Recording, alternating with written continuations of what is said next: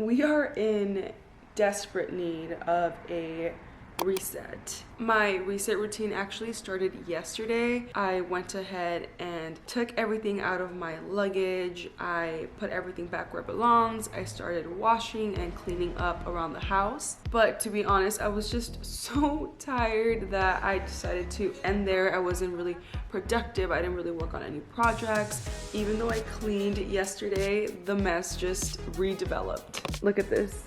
My husband and I were in need of just resting. We put on a movie. We had some sangria, some tamales. So to make sure that I stay on task, I'm going to go ahead and write down a couple of things that I have to take care of today so that I can just go ahead and start getting after it, start resetting, start getting back into that mindset of wanting to achieve things and getting out of this slump that comes with holidays as well as with travel, which we did a lot of.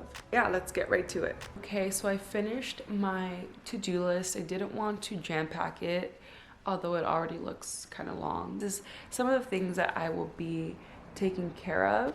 So I have tidy up the house, do laundry, create a grocery list and go grocery shopping, cook. I do have to plan my January goals and just sort of have them laid out. And my husband and I will be attending a real estate meetup at 6 p.m. So I just want to be mindful, and I wrote it down so I don't forget, and I make sure to finish everything by that time.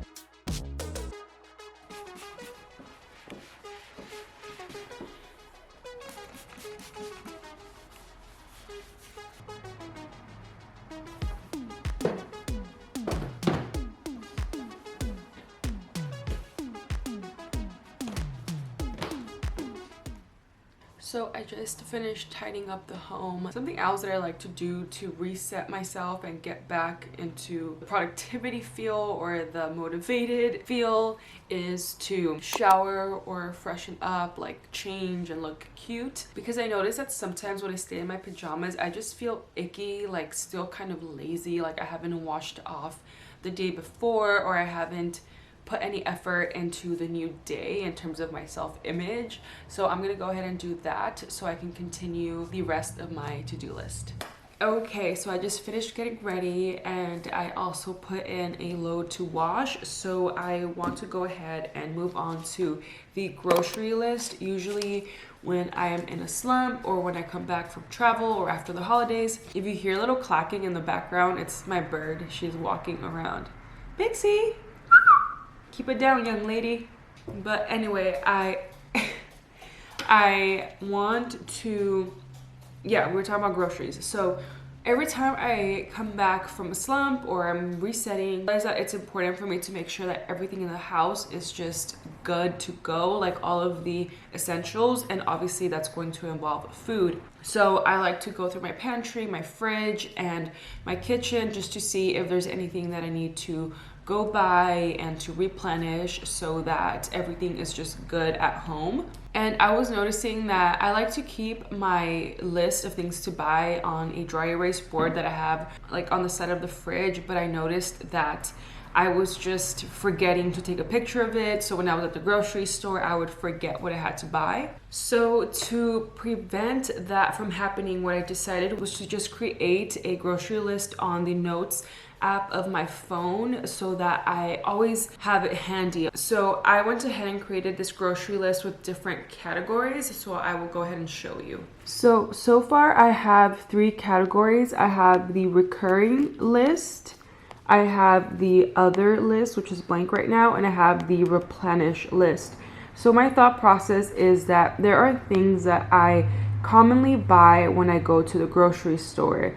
especially right now that groceries are super expensive. I like to just stick to the basics, stick to what works for us, stick to something that is healthy since we like to work out and such. So here's a list of the things that I buy almost every time I go to the grocery store. I still have some things that I have to add, but for now, this is what I was able to remember. And for other, I left this category blank because here I want to add anything that deviates from this list that I need to buy that's maybe something different than what I otherwise would buy. So for example, there are times where I really want to make a specific dish or venture out into a new recipe. So here's where I would add anything that I need that I wouldn't normally buy.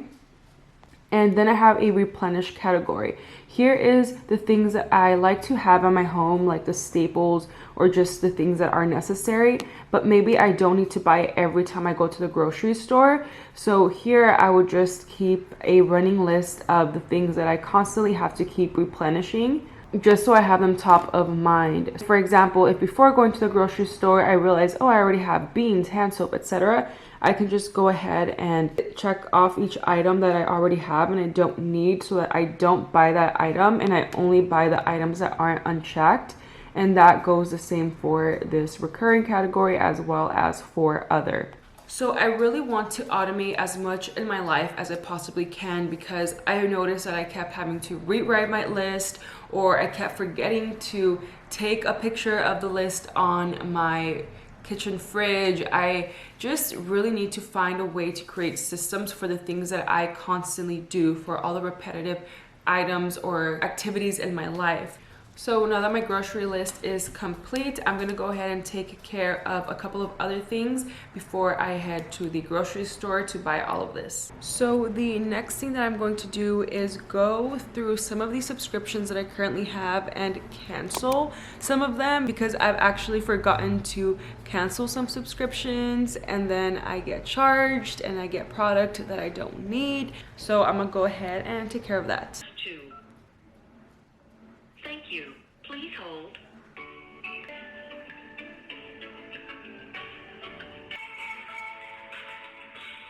Okay, I was able to successfully cancel one subscription. Now I'm going to go ahead and order things that I need. So for example, my contact lenses, things like that. So the theme again that I'm following is just make sure that everything at home is taken care of before I start going after any goals for the new year. I'm gonna go ahead and order some contact lenses and anything else that I can order online before I head out to the grocery store. Total would be $70.64 for a 6-pack.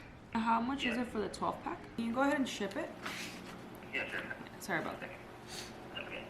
Alrighty, all done. So I was able to get pretty much contacts for the whole year.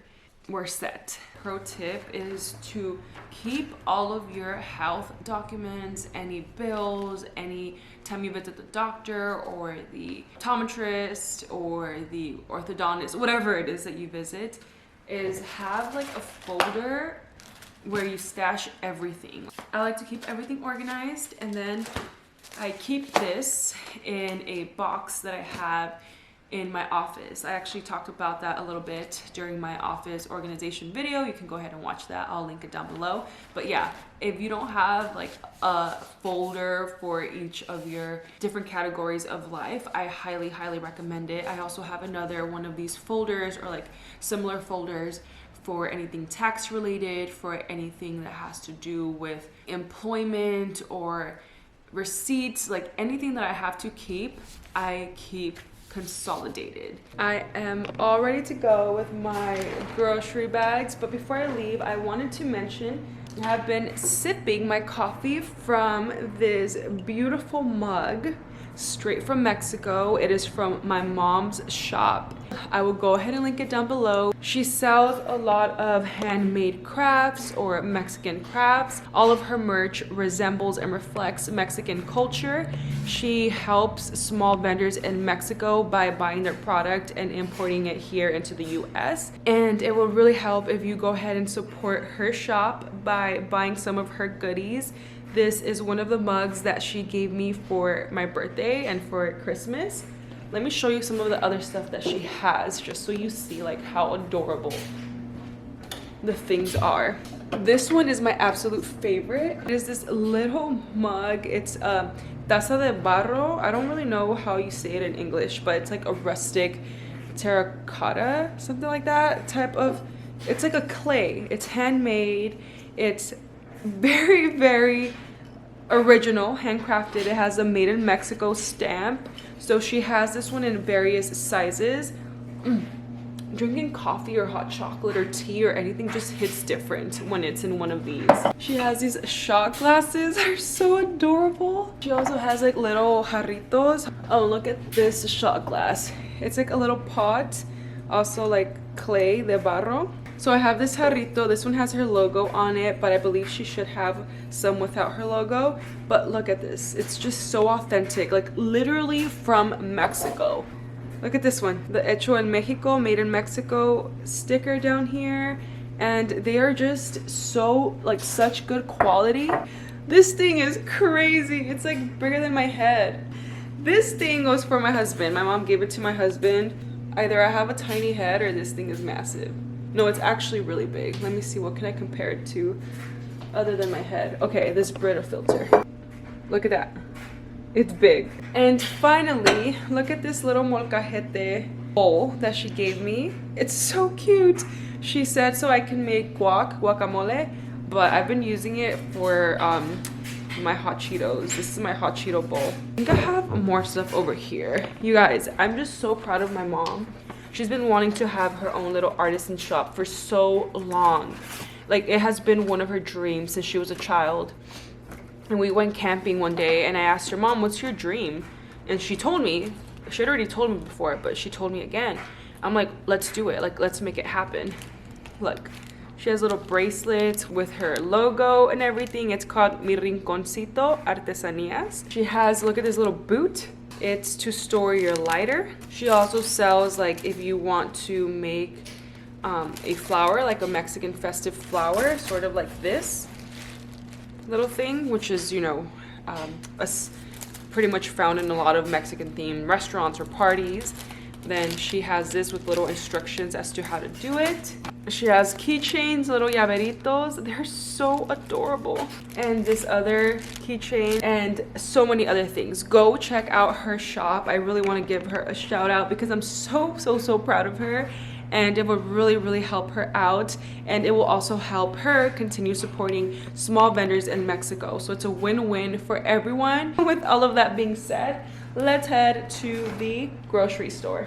So I decided on coming to Trader Joe's because there's a Marshall's right next to it. And pro tip, the reason I wanted to come to Marshall's is because I have to return some sweaters that I bought that I totally forgot about. So the pro tip is to keep things in your car that you have to return so that you're always you're always seeing them. So I'm gonna return this, then go to Trader Joe's.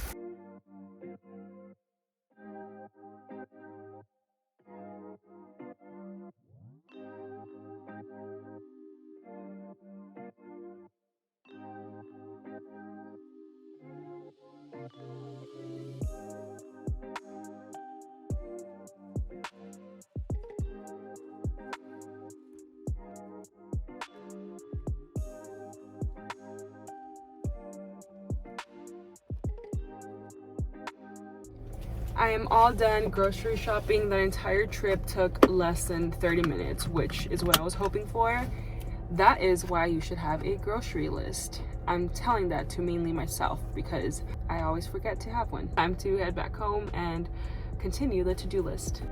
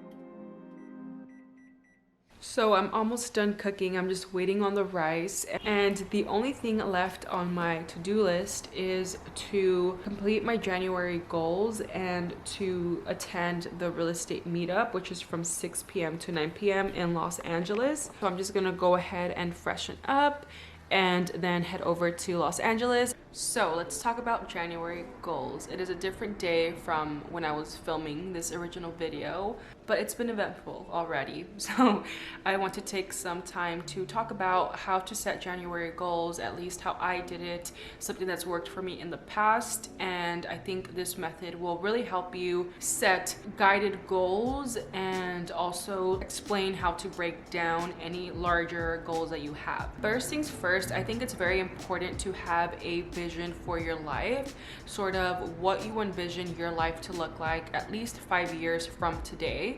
So I previously did make a video about how to make a vision board. It's a very simple process. I tried to make it as easy to follow as possible, not overcomplicate it. So definitely check out that video first. So the first step, definitely create that vision. Second step is to start breaking it down. I talked in another video how to set quarterly goals, and setting quarterly goals is very important because you start breaking down your larger goals into tangible pieces, tangible ideas that you feel less intimidated by. I went in depth as to how to break down life vision into yearly goals and quarter goals, etc. So I will also go ahead and link that down below. And in those videos, I talk about these planner templates that I made in the past.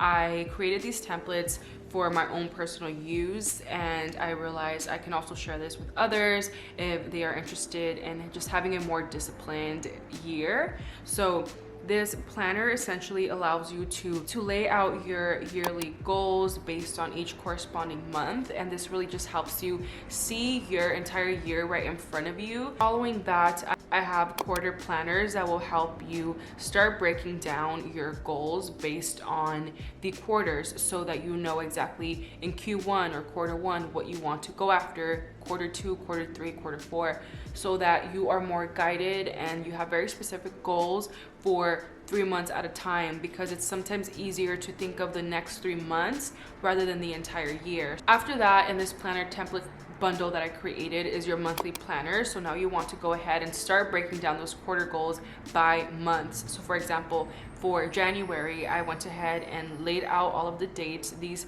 templates are undated, so it allows you to fill in for whatever month you are using. So I'm gonna go ahead and run you through my goals quickly just so you have an example. I'm gonna go ahead and show you generally how I created my goals for January. And again, if you want something more in depth, go ahead and watch the videos that I will link down below. So as I mentioned, I previously filled out my yearly overview. This was based on my life vision. So what I first focused on is these first 3 months, so quarter one.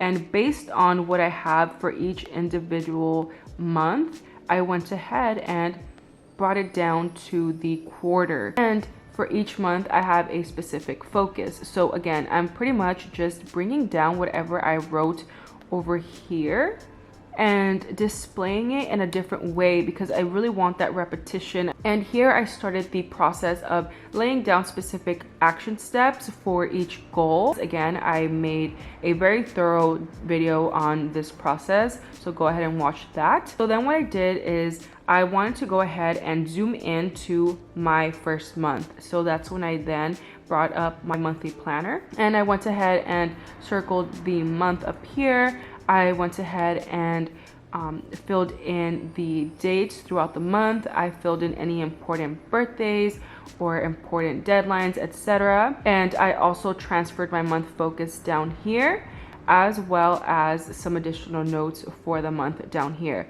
So what you really want to do is not stop here. You want to go ahead and zoom in even deeper. So for example, I want to focus on, let's say, this first week here of January. So we're gonna go ahead and blow that week up. So what I did is I also created a weekly planner template. So then I'm gonna go ahead and fill out this template for those days. So for example, it's also undated. So I went ahead and put Monday, the 2nd of January, the 3rd of January, the 4th, 5th, etc. So here I went ahead and laid down my goals. So one of my goals is really to just be disciplined and stick to my plan and not get distracted. And here I just started putting like a couple of little tasks that I want to take care of for that given day. So this exercise is great because again, it's the practice of having your large goals. So for example, my yearly overview based on my life vision, and then breaking that down into quarters, which is what we did here, quarter one, and then breaking that down into a specific month, which is what we did here for January, and then further zooming into the week. So then I went ahead and blew up my week here, and you can even go further. So for example, if Thursday was going to be a very busy day with a lot of important tasks that I have to take care of, then maybe I'll go even further and create a daily planner out of it, write down the date here, and start time blocking or start designating specific tasks to different times. So I divided it by the morning and the afternoon / evening here. So again, this allows you to even further break down your goals. So that's how I like to plan out my goals. It really is just a process of breaking things down until it's so specific that I know exactly what I'm going to be taking care of for that specific day and at what specific time. Something that I highly encourage is for you to have themes for your days. So for example, if you want to work on a hobby, maybe that's something that you really want to build and nurture, instead of just saying like I want to read more or I want to paint, maybe say on Fridays after work at 7 p.m. I am going to paint. I am going to read 5 pages. I'm going to paint for 20 minutes. So just be very specific and set themes for your day. You really have to build that discipline. So having themes for different activities can really help with that discipline. So yeah, I just wanted to go ahead and share some tips of how to get back into the groove of things. I know after the holidays, it's just crazy, right? Like we have a lot of emotions, you're tired because obviously you've been with family and engaging in different activities. Maybe you drank and you're trying to get back into the rhythm of things, but hopefully this video helped you. Maybe if you're in the same situation, kind of experiencing a slump, you're supposed to have all these new goals, you don't really know how to start or where to start or how to start, then hopefully this goal setting portion at the end really helps you learn how to set goals and structure your goals a little bit more. As I mentioned, other videos have gone really into depth on this process, so go ahead and watch those after this video. Okay, I will go ahead and see you in the next one. Bye.